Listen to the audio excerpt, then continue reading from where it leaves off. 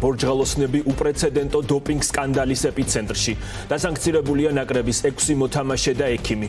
მსოფლიო რაგბის და ანტიდოპინგური სააგენტოს ერთობლივი გამოძიებით ირკვევა, რომ 2023 წლის მსოფლიო თასის წინ საფრანგეთში მოქმედებდა ნიმუშების შეცვლისა და გაყალბების სპეციალური სისტემა, რომლის მიზანიც ანტიდოპინგური კონტროლის მოტყუება და ანალიზების ფალსიფიკაცია იყო. სქემა დნმ-ის ანალიზმა ჩაშალა სპეციალისტებმა გამოიყენეს უახლესი ტექნოლოგიები და ისტორიული ნიმუშების ხელახალი შემოწმება, რამაც აჩვენა, რომ კონტეინერებში არსებული ბიოლოგიური მასალა ფიზიკურად არ ემთხვეოდა თავად მორაგბეების გენეტიკურ კოდს. იას ართანია ამ დოპინგ სკანდალის დეტალებით უერთდება ფორმულას პირდაპირ ეთერს.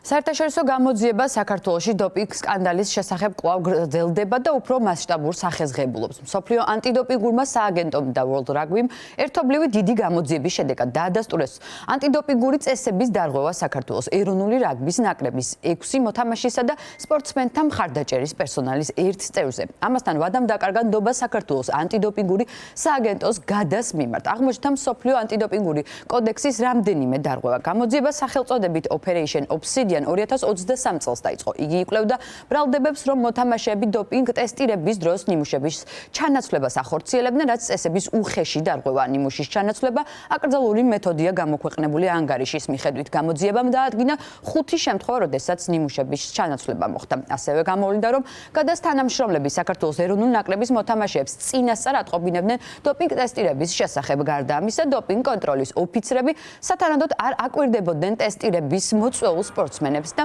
არ ესწრებოდნენ შარდის ჩაბარების პროცესს, რაც წესების მკაფიო დარღვევაა. მსოფლიო ანტიდოპინგური სააგენტოს პრეზიდენტი ამბობს, რომ ამ გამოძიებით არაფერი სრულდება და ისინი გააგრძელებენ გამოძიებას. რაც ქართულ რაგბში ხდებოდა, აღმაშფოთებელია და დიდი შოკი იქნება როგორც ქართული სპორტისა და მთავრობისთვის, ისე მსოფლიო რაგბისთვის. მინდა მადლობა გადავუხადო ვადას დამოუკიდებელ დაზვერვასა და გამოძიების გუნდს, მათი პროფესიონალიზმის და დაჟინებული მუშაობისთვის. ასევე ვაფასებ მსოფლიო რაგბის მზადყოფნას. ეს ისტორია აქ არ სრულდება, რადგან ახლა მიმდინარეობს უფრო ფართო გამოძიება ქართულ სპორტში. Operation Obsidian-ის შედეგები უკვე წარედგინა საქართველოს თავრობას, რათა გადაწყდეს პრობლემები საქართველოს ანტიდოპინგურ სააგენტოში.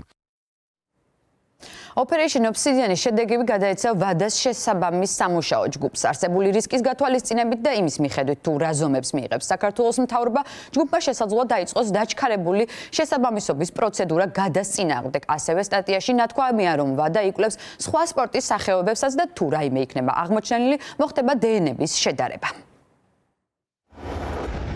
აშკარაა, რომ ვედამ დაკარგა ნდობა გადას ანტიდოპინგური პროგრამის მიმართ და საჭიროა ძირეული ცვლილებები. შემდგომი ნაბიჯების ფარგლებში ვედამ ამოიღო საქართველოში სხვა სპორტის წარმომადგენლებისგან აღებული ნიმუშებიც.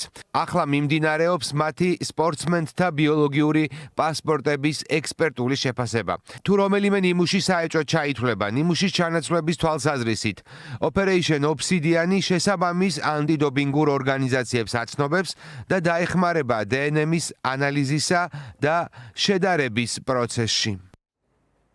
საქმე ეხება ბორჯღალოსნების ყოფილი კაპიტნის მერაბ შარიქაძის დისკვალიფიკაციას. ფორმულას წყაროს ინფორმაციით, კაპიტანს ნაკრების ექიმმა ნუცა შამათავამ რამდენიმე მორაგბის სანაცვლოდ შარდის ჩაბარებას თხოვა, რადგან მათ მარიხუანა ჰქონდათ მიღებული. დისკვალიფიკაცია აქვს ლაშა ხმალაძესაც, ასევე თხოვეს სხვის ნაცვლად შარდის ჩაბარება. საბოლოოდ 5 მორაგბე იქნა დისკვალიფიცირებული. აქვე უნდა ითქვას, რომ ბოლო რამდენიმე წელია საქართველოს დოპინგ სკანდალშია და ამ ისტორიას დასასრული არ უჩას. დოპინგზე ჩავარდნილია 10-მდე სპორტსმენი სხვადასხვა სახეობიდან, მიუხედავად იმისა, რომ საქართველოში ეს ფაქტი იქნა გამოძიებული და შეფასდა როგორც საბოტაჟი, სასამართლოს მხრიდან საერთაშორისო ანტისადოპინგო ორგანიზაციამ ეს გადაწყვეტილება არ მიიღო მხედველობაში და სპორტსმენებს დისკვალიფიკაცია მისცა. ზოგიერთი მათგანი კი განაჩენის მოლოდინშია.